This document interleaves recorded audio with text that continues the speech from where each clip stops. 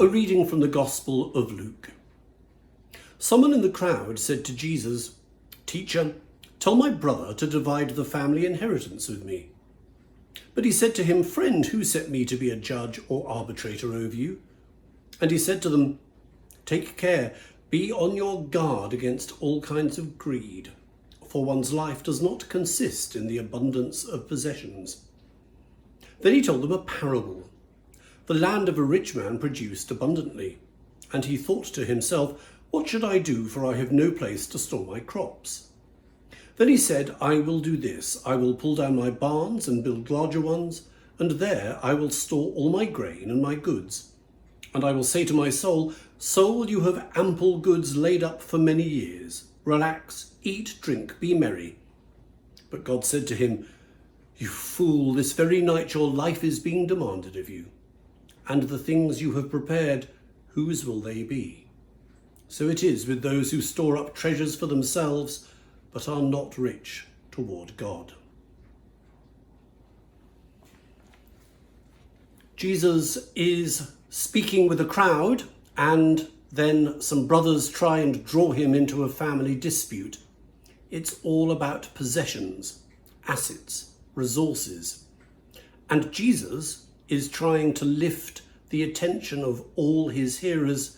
He's trying to lift their attention beyond their possessions to the right and proper use of them. He's trying to teach people how to be rich toward God. It's a striking phrase and a challenging one. This time of year is traditionally when many wonderful institutions and charities, including St. James Cathedral, reach out to their members, friends and supporters to ask them to consider giving generously for their mission and ministry in the coming months and years. It's a time when we have ample opportunities to show whether or not we can be rich toward God. Jesus is not interested in the brothers' dispute about the family inheritance.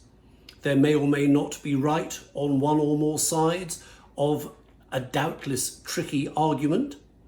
Jesus wants people to consider how best they can use their resources.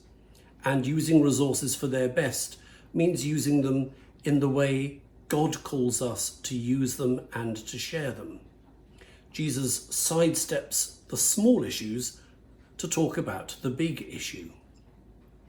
As we journey on through the fall, as we consider the appeal that came out from me in the name of the cathedral only a few days ago to support our outreach ministries, as we journey through a fall when many people will be seeking our help, as we journey through a fall when the pandemic continues to show the great differences and injustices between rich and poor, as we weigh up all these things, let's make sure that we are truly rich toward God, whatever the state of our bank balance or our other assets.